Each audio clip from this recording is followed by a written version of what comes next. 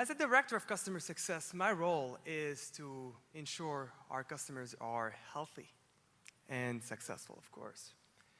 So let me walk you through my journey in evolving our health scoring methodology. Welcome to day one. I'm the first customer success person in a startup, and my first task is to create a report for our execs showing the health of our customers. Sales are closing deals very quickly, and everyone's celebrating, except me.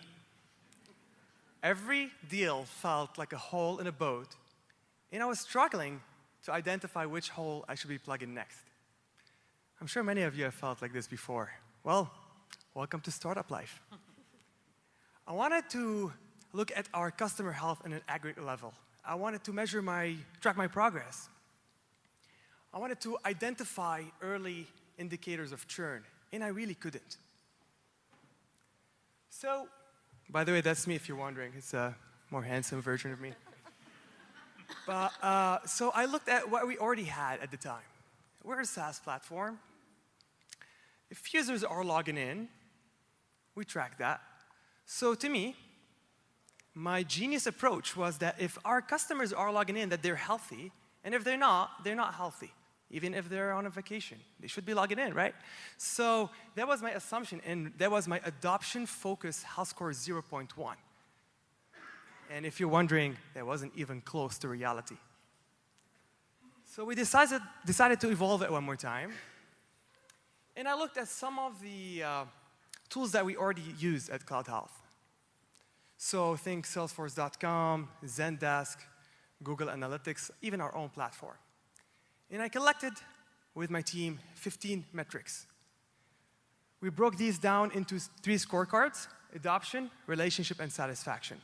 And the average of those 3 was our health score. And Healthscore 1.0 was born.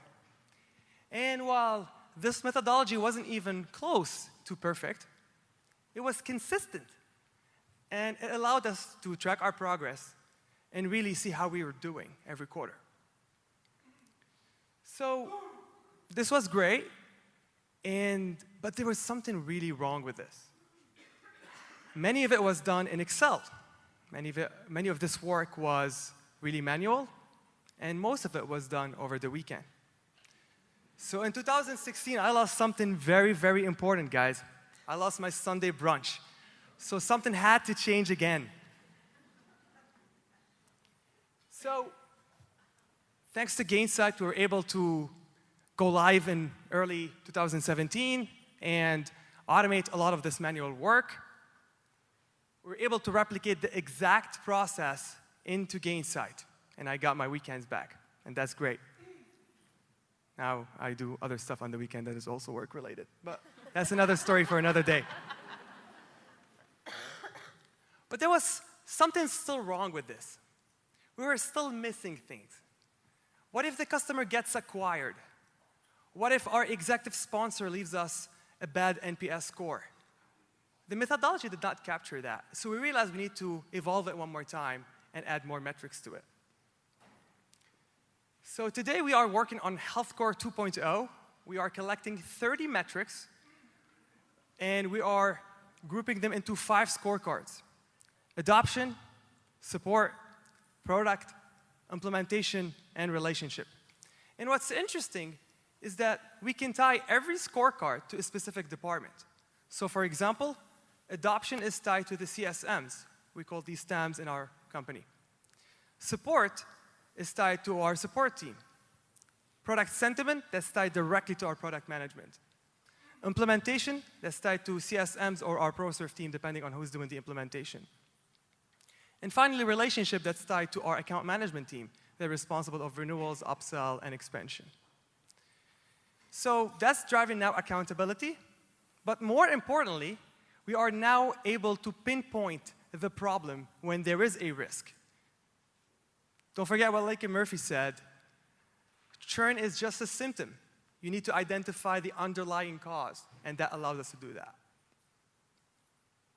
So if I can leave you with 3 lessons learned in the last 3 years working on this. 1, don't let perfect be the enemy of good.